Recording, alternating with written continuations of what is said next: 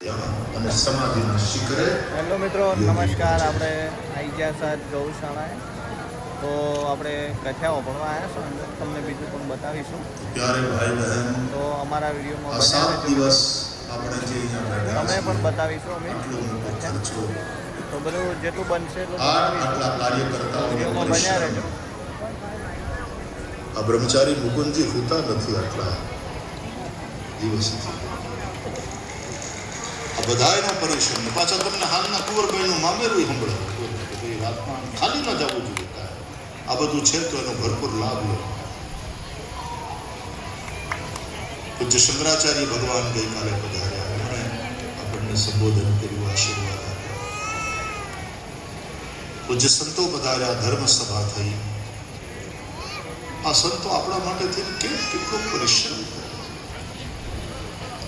એમને કીર્તિ જોઈએ છે, આપણા પ્રણામ ખપે છે, આપણા પૈસા જોઈએ છે.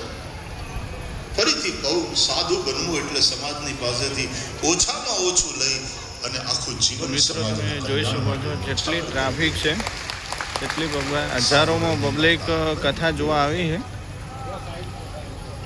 ને બહુ સરસ રીતે ગુરુજી સમજાવી રહ્યા છે ગાય વિશે, આપણા ધર્મ વિશે, અને જરૂરી પણ છે. બે જણાનો હાથ પકડીને પણ આવે અને આટલું પરિશ્રમ કરી બોલી આપણું માર્ગદર્શન કરે. પૂજ્ય રાજેન્દ્રદાસજી મહારાજનો તો કાર્યક્રમ મેં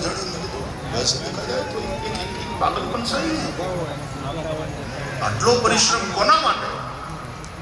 આ જે તમને સામે દેખાય છે ત્યાંથી આવવાનું છે, અને અમે આ જે ઉપાસના સામે દેખાય છે ત્યાંથી બહાર નીકળવાનો રસ્તો છે.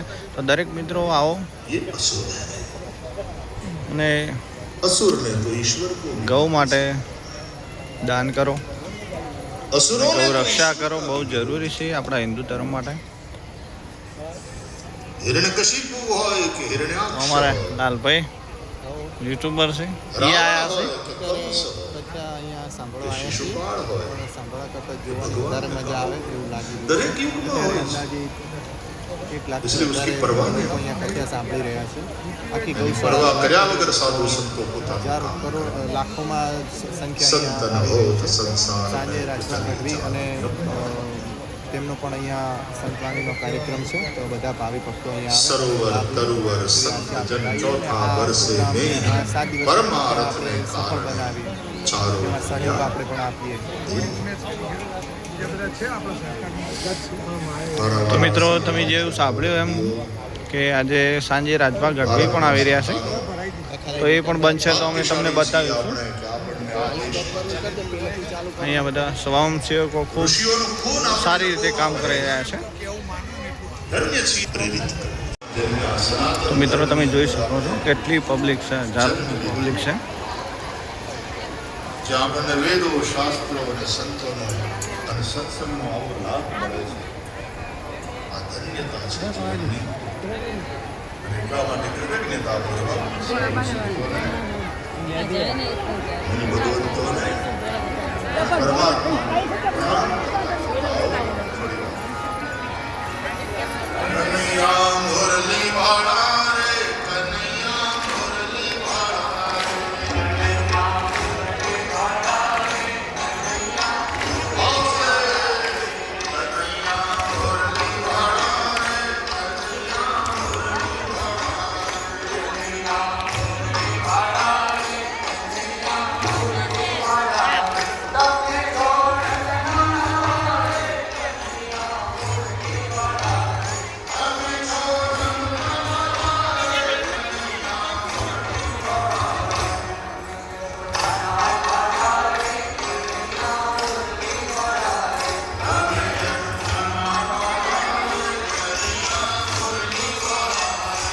મિત્રો બહુ પબ્લિક આવી રહી છે. હજુ તો અમુક પબ્લિક જમવા પણ બેઠી છે.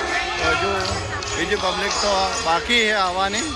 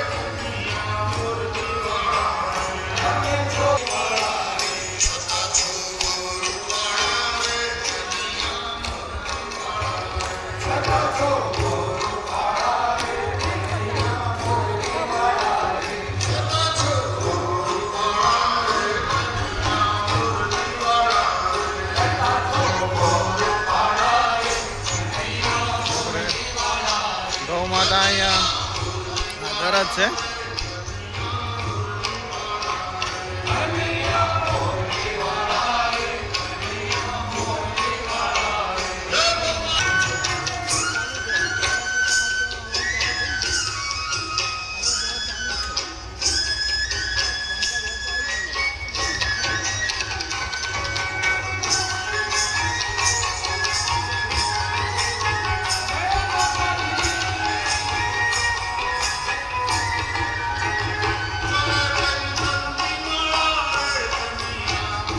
બહુ ખુશ પબ્લિક છે ભાઈ.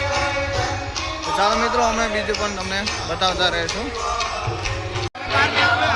તો મિત્રો તમે આજે જોઈ રહ્યા છો એ આપણે કથામાં જવાનો મેઇન ગેટ છે.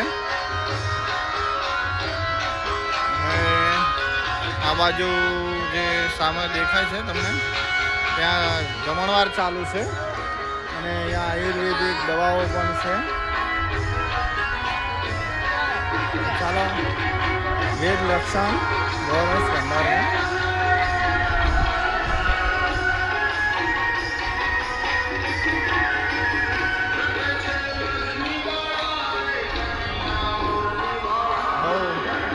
દરેક વસ્તુ અહીંયા સ્વદેશી અને દેશી રાખેલી છે.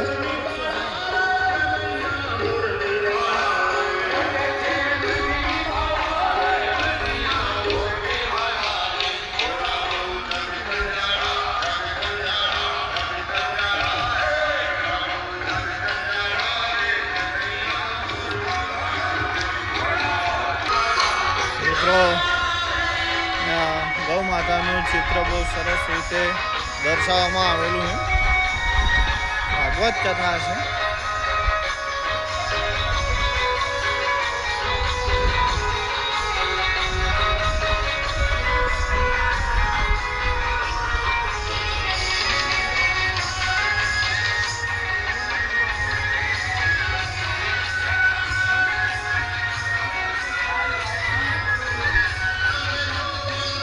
બહુ પબ્લિક અંદર જગ્યા નથી મિત્રો બેસવાની, એટલી પબ્લિક ભાગવત કથા સાંભળવા આવેલી છે.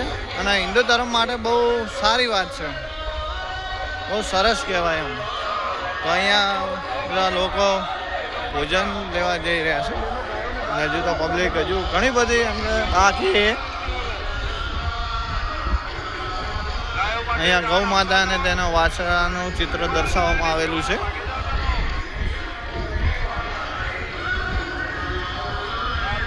અમારા યુટ્યુબર છે અહીંયા બીજા શિખર.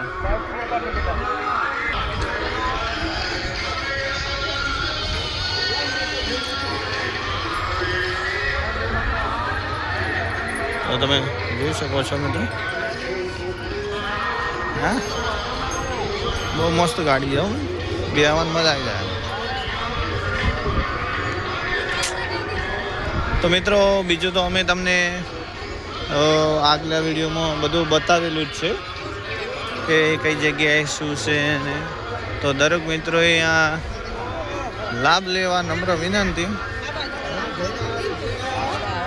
દરેક મિત્રો પધારજો મિત્રો. આજે લગભગ મને ખ્યાલ છે તો ઘડી તો આજે લાસ્ટ દિવસ છે. કાલે હા 2 દિવસ, હા સોરી મિત્રો 2 દિવસ. કાલે પણ છે અને આજે રાતે રાજભા ગઢવી આવી રહ્યા છે. તો મિત્રો આઈડિયા ફેસ બતાવીને પણ આપણે તમને સમજાવી દો, પણ અત્યારે શું અહીંયા બધું કથાને બધું ચાલે એટલે અવાજ નહીં પહોંચે, એટલા માટે આવી રીતે બોલવું પડે છે. ફોન નજીક રાખશે. પૂજ્ય ભાઈજીની કથા એની વચ્ચે દાન કરવાનો સમય મોકો ખરીદી. મિત્રો અહીંયા આવો તો દાન જરૂરથી કરજો. ગૌ માતાના સેવામાં જ જવાનું છે. દાન કરતા હોય ત્યારે જેમના ઘરે પૈસા પડ્યા હોય. તો મિત્રો બીજું તો અમને તમે વસ્તુ તમને આગલા વિડીયોમાં બતાવી દીધી છે. તો આપણે અહીંયા આપણો વિડીયો સમાપ્ત કરીએ છીએ. તો દરેક મિત્રોએ અમારા વિડીયોને લાઈક, શેર અને સબસ્ક્રાઈબ કરવાનું ના ભૂલતા. તો બધાને જય ગૌ માતા, રાધે કૃષ્ણ.